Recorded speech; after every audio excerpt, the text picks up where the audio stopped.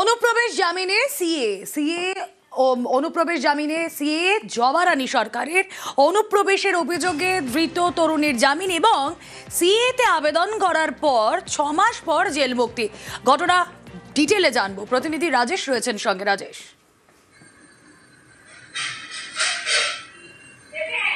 দেখো, বাংলাদেশ থেকে ভারতে অনুপ্রবেশের অভিযোগে এক তরুণীকে পুলিশ গ্রেপ্তার করে এবং 6 মাস পর কিন্তু সিএ আবেদনের নথি কোর্টে জমা করার পর কিন্তু জামিন পান।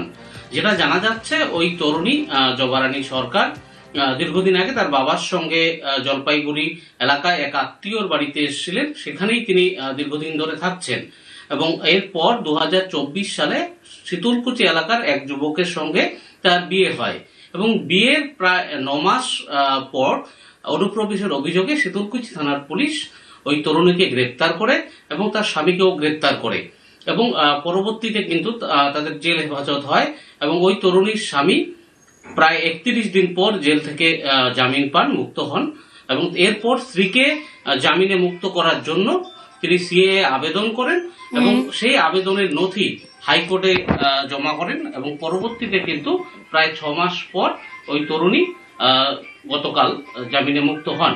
তবে এই নিয়ে কিন্তু একটি রাজনৈতিক চাপান্তর শুরু হয়েছে। বিজেপির যেটা দাবি যে ভারত সরকার নাগরিকত্ব দিচ্ছে, সেই নাগরিকত্বের নথি নিয়েই এই তরুণী জেল হেফাজত থেকে তিনি মুক্ত হন।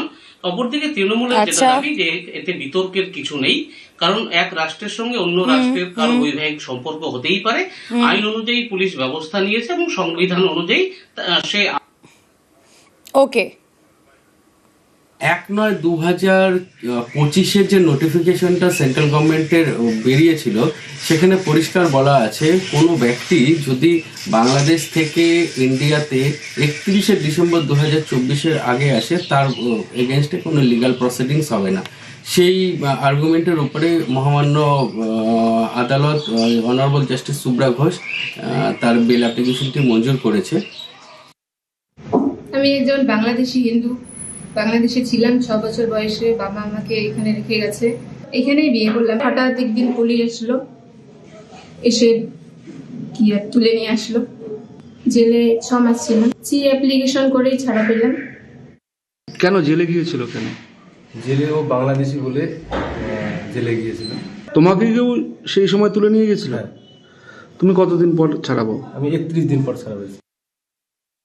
2014 সালের 31শে ডিসেম্বর পর্যন্ত যারা পশ্চিমবাংলায় প্রবেশ করবে, তারপরে 31শে ডিসেম্বর 2025 আজকে অযথা মানুষকে নিপীড়ন করবার জন্যে মিথ্যা কেস দিয়ে আজকে জেলে ভরানোটাই হচ্ছে তৃণমূল সরকারের পুলিশের কর্তব্য। জবা রানী আজকে মুক্ত হয়েছে, তাকে আর জেলে আটকাতে পারেনি। যারা বাংলাদেশ থেকে এসছেন, অনুপ্রবেশ নয়, তারা হচ্ছে শরণার্থী। তারা সুরক্ষার জন্যে যদি ভারতবর্ষে চলে আসে, তার জন্য নরেন্দ্র মোদী নাগরিকত্বের ব্যবস্থা করেছে। এখানে পুলিশ যে কাজটা করছে সেটা পুলিশের প্রশাসন মতো করেছে, জামিন পেয়েছে, পরবর্তী করে নাগরিকত্ব নিয়ে বিভিন্ন আইন আছে, সংবিধান মোতাবেক নাগরিকত্ব হবে, এটা বিতর্কের কোনো বিষয় নয়।